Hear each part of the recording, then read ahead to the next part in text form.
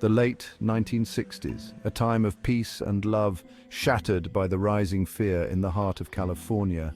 The Bay Area trembled under the shadow of the Zodiac Killer. He was a specter, appearing and disappearing, leaving a trail of blood and cryptic messages in his wake.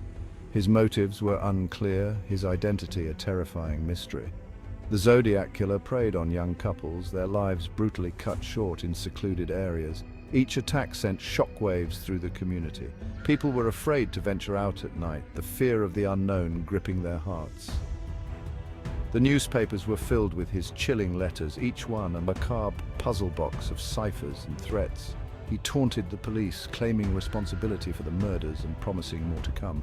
The Zodiac craved notoriety, basking in the fear he generated. The Bay Area held its breath. Everyone wondered who this shadowy figure was and who would be next. The Zodiac had become a nightmare come to life.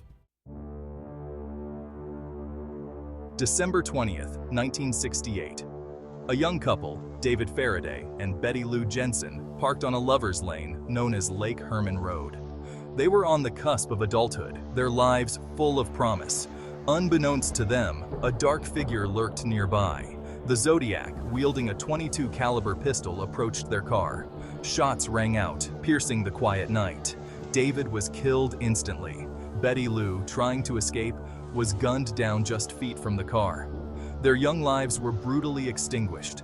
The killer vanished into the night. Hours later, a chilling phone call was placed to the Vallejo Police Department. A distorted voice, devoid of emotion, claimed responsibility for the murders. The Zodiac had announced his presence to the world. The community was in shock. The randomness of the attack, the cold-blooded nature of the killings, and the chilling phone call terrified everyone. The police launched a full-scale investigation, desperate to catch the killer before he could strike again.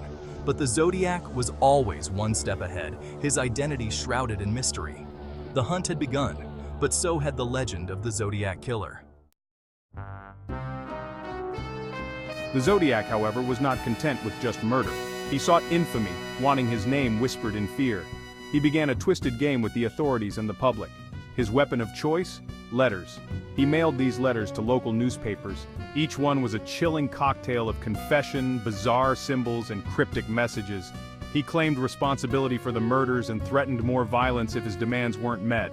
The ciphers were particularly unnerving. These weren't random scribbles, they were complex codes, taunting the authorities with the possibility of revealing his identity. The public was captivated, caught in the web of the Zodiac's mind games. One cipher, published in the San Francisco Examiner, offered a glimmer of hope. A schoolteacher and his wife, consumed by the mystery, cracked the code. It contained a chilling message, revealing a glimpse into the killer's psyche, but his name remained elusive.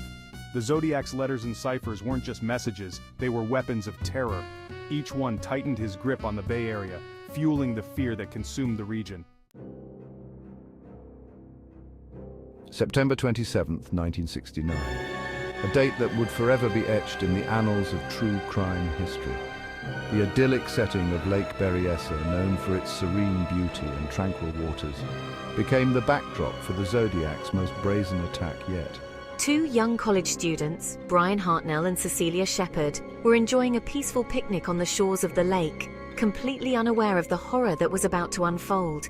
Their peaceful afternoon was shattered by the sudden appearance of a masked man, a figure that would soon become synonymous with terror. Armed with a knife and wearing a hooded costume emblazoned with a chilling symbol, a crossed circle, the Zodiac overpowered the couple with a terrifying calmness. He bound them with rope, ensuring they were helpless, and then proceeded to stab them repeatedly, each thrust of the knife a testament to his cold-blooded nature. He left them for dead, their bodies a testament to his brutality and the sheer horror of the attack. Miraculously, Brian Hartnell survived the attack, despite the severe injuries he sustained. He provided a detailed description of the assailant, recalling his methodical movements and chillingly calm demeanor, which would haunt him for years to come. This first-hand account offered investigators their best look yet at the man behind the mask, a crucial piece of the puzzle in their hunt for the Zodiac. Cecilia Shepard tragically succumbed to her injuries, leaving behind a grief-stricken community and a legacy of sorrow. The Zodiac, in a move that exemplified his cold-blooded nature, called the Napa County Sheriff's Department from a payphone, confessing to the crime with a chilling nonchalance. His voice, devoid of remorse, sent chills down the spines of those who heard the recording, a haunting reminder of the evil that lurked in the shadows. The Lake Berryessa attack sent shockwaves throughout the nation, making headlines and instilling fear in the hearts of many. The Zodiac was escalating his attacks, each one more brazen and terrifying than the last, leaving a trail of fear and confusion in his wake. Fear gripped the Bay Area as people realized that nowhere was safe from the clutches of this ruthless killer, a specter that haunted their every waking moment. The Zodiac continued to toy with the police, mailing more letters and claiming responsibility for a murder that was never definitively linked to him. His taunting letters were filled with cryptic messages, ciphers, and threats, creating a sense of dread and confusion among the investigators and the public. The case took another chilling turn on October 11, 1969. This date would mark one of the most infamous incidents attributed to the Zodiac. Paul Stein, a San Francisco cab driver, picked up a fare on a rainy night. The rain added an eerie atmosphere to the already tense city streets. The passenger requested a ride to Presidio Heights, an affluent neighborhood known for its quiet, tree-lined streets and luxurious homes. Little did Stein know he was driving into a nightmare. The seemingly routine fare would soon turn into a horrifying encounter. The passenger, believed to be the Zodiac, shot Steiner in the head, killing him instantly. The sudden act of violence shocked the community and left investigators scrambling for answers. He then calmly wiped down the cab, taking Steiner's wallet and a piece of his shirt as a gruesome souvenir. This meticulous behavior suggested a calculated mind behind the crime. Witnesses observed a man fleeing the scene, but their descriptions varied, further muddying the waters. The conflicting accounts made it difficult for the police to create an accurate profile of the killer. Days later, the San Francisco Chronicle received a letter. The media played a crucial role in the Zodiac's reign of terror, as he often used newspapers to communicate his threats. The chilling message: "I am the Zodiac." This declaration was a stark reminder of his presence and his ability to strike fear into the hearts of the public. The envelope contained a blood-soaked piece of fabric. This macabre token was a direct link to the murder of Paul Stein.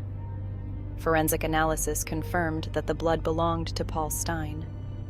This confirmation solidified the connection between the letter and the crime, leaving no doubt about the Zodiac's involvement. This letter, with its chillingly personal message and gruesome trophy, sent a clear message. The Zodiac was not done. He reveled in the fear and chaos he created. He was still out there, lurking in the shadows, and the Bay Area was living on borrowed time.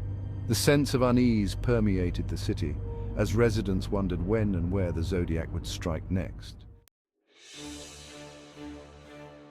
Years passed, each marked by the haunting memory of the Zodiac's crimes. The investigation, while intense, yielded no arrests. The case grew cold, but the legend of the Zodiac continued to haunt California. Over the years, numerous suspects emerged, each with their own tantalizing connection to the case. One name, however, has remained persistently linked to the Zodiac Killer: Arthur Lee Allen. Allen, a former school teacher with a troubled past, became a prime suspect. He owned a watch with the Zodiac symbol, wore the same size shoe as footprints found at one of the crime scenes, and even admitted to writing letters similar to the Zodiac's. Despite the circumstantial evidence, a definitive link between Allen and the murders never materialized.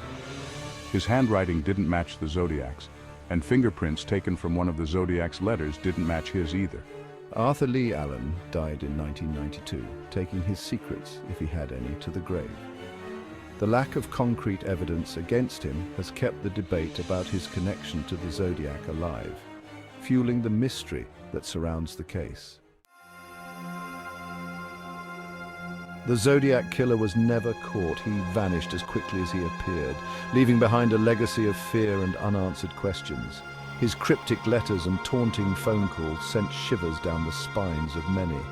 The case remains unsolved, a chilling reminder of the darkness that can lurk beneath the surface of even the most idyllic places. Who was the Zodiac? Was he a neighbor, a friend, or a complete stranger hiding in plain sight? Was it Arthur Lee Allen or someone else entirely? Theories abound, but concrete evidence remains elusive. Why did the murders stop? Was it fear of being caught, or did the killer find a new way to satisfy his dark urges? Did the Zodiac die, or simply decide to fade into obscurity? Perhaps he found a new identity, blending into society unnoticed. These are the questions that continue to haunt investigators and amateur sleuths alike. Each new piece of evidence brings hope, but also frustration. The Zodiac case, with its cryptic messages, chilling phone calls, and unsolved murders, has become a cultural phenomenon. It represents the ultimate puzzle, one that has yet to be solved.